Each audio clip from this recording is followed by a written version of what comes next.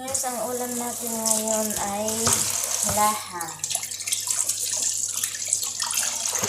Iwasan natin muna guys.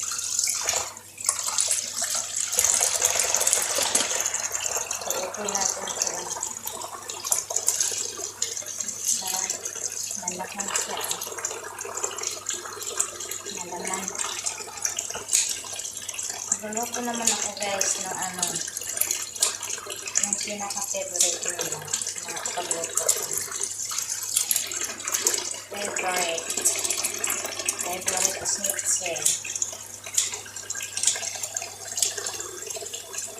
Favorite nila to guys.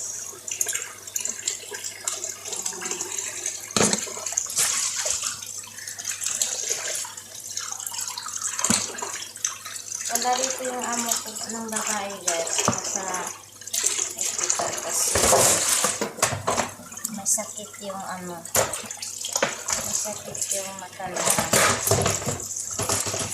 Lalo tayo guys. So, nagkikiwa tayo ng guys. Kamantis. I-mix naman natin ito guys kasi mix na naman. Saka ito guys, hindi na ito babalik-tarin pa natin. Nalagyan na natin sa saniya. Wala nang baliktad-baliktad to. Papahilahin na natin yung apple. So, ayan natin. Matagal pala ito lutuin guys kasi kailangan ng mga 2 hours na dyan lang sa apple. Tatakpan ko lang ng gasket guys. Ganun lang yan guys. Takpan ng gasket.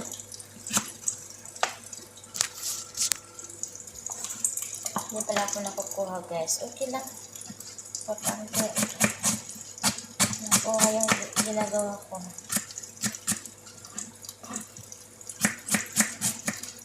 Siyempre, pag nagluto tayo guys, balutin natin ang ulo natin.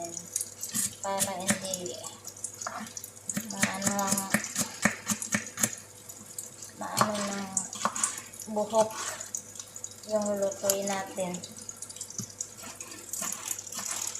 Inhiwa yan guys na ganito lang kalaki.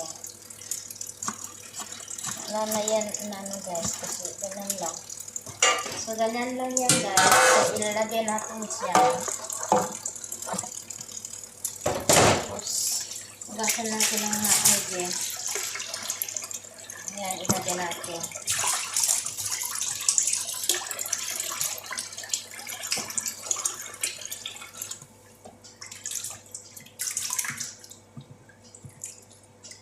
Ayan.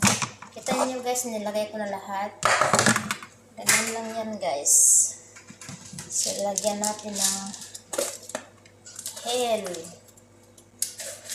At saka mismar. Lagyan natin. Parang patapusin na natin lahat yung na dito. Ayan. Tapos, mga baharat. Ayan. Lagyan natin ng gingerbread. Yung gingerbread guys, loya. Tapos ito, yung baharat na mix. Ay.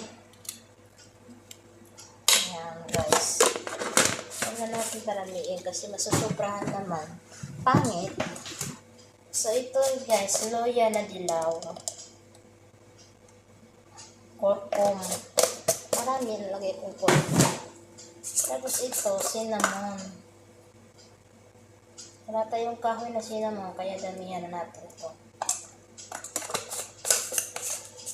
So, ayan lang guys. So, lagyan natin ng ito. Tomato paste. Konti lang.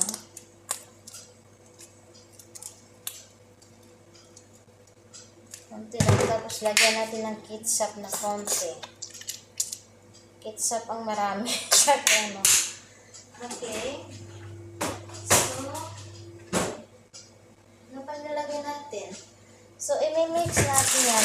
Para natin i-mix, mag-prepare tayo muna ng tubig. Kasi Lalagyan natin ng tubig yan. Kasi pag nag-prepare na tayo, prepare muna tayo ng tubig guys. Kasi pag hinahawakan natin yan, gano'n yung kamay natin. Kaya prepare muna natin. Ay, saka, wait lang guys, kaya kuha muna ako ng gasket. Kasi i-prepare ko rin yung gasket na guys. Kasi pag nakahalo ko na yan guys, siyempre naroon na yung kamay ko. So, ito na guys. Diyan ko muna na guys, so prepare na lang natin. So, imimix na natin to guys. Kasi lang. Ganyan lang guys siya, kasimple. Hindi pa nakaabot ng 10 minutes. Mabilis ko na, hindi pa nakaabot ng 10 minutes. Tapos na. Ayan guys. Kita niyo guys kung kaano ka-mix. I-mix guys. Ayan. So, maghiwa ko muna ng, ayan ang sabi ko. Oh, sayang ang bahara. Maghiwa ko muna ng ano guys. Isang patata lang. Kasi yung alaga ko. Gusto ng patata. Saan ba? Wala ba ito ano?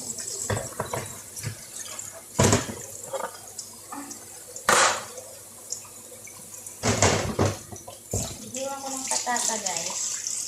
Isa lang. Ikakat ko lang to ng 4.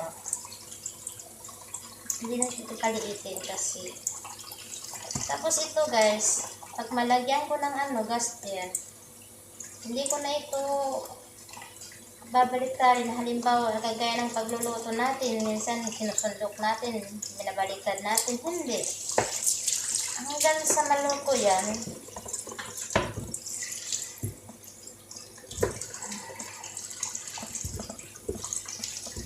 ikat ko lang guys ng 4.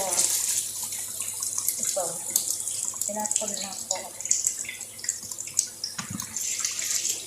So, ngayon guys, di ba okay na siya guys? Kuha tayo ng ano. Sige na tayo.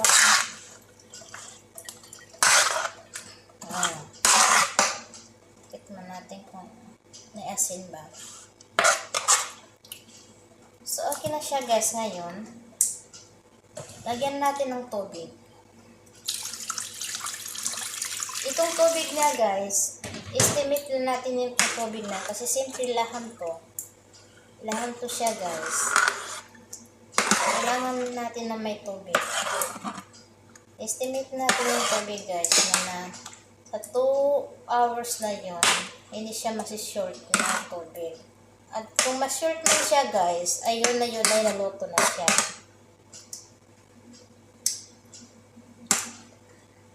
Ang asin. Alam nyo guys kung anong sikreto ko dito. Maglalagay ako ng asukal dito. Pag nalagyan ko ng asukal yan guys, parang nilagyan mo rin ng Vicsin. Parang ka rin naglagay ng Vicsin guys kung naglagay ka ng asukal. Oo, kasi yung asukal guys, ayan pala yung kapalit ng Vicsin. So ngayon guys, okay na siya guys. Nakita niyo naman kung gaano karami yung tubig. Hindi ko masyado makakita. Okay lang. Ayan. So, yung gasket na natin guys, ayun yung tubig-tubig lang. Tapos, i-close natin ng maigi ito guys. Close natin ng maigi. Na hindi mapasukan ng hangin. Ayan guys. Sa bawat sulok guys, ito-close natin kasi para hindi mapasok yung hangin.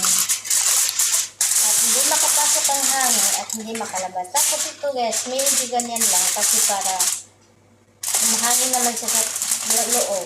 Para hindi siya sumabog. Apat na sulok guys.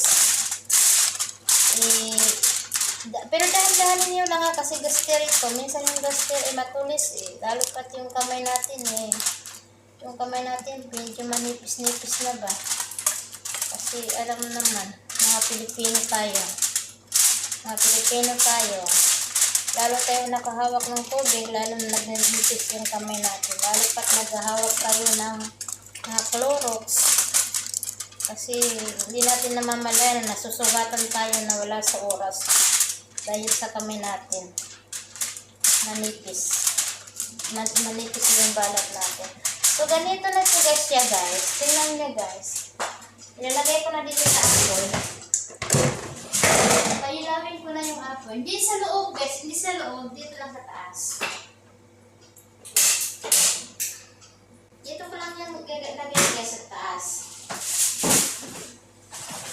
Ang una guys, ay siyempre palaki natin yung apoy. Kasi pag mag-pour na siya guys, mag-boiling na siya. Pag boiling na siya guys, saka natin paliitin yung apoy. Ganyan lang guys. Thank you for watching. Hanggang dito lang.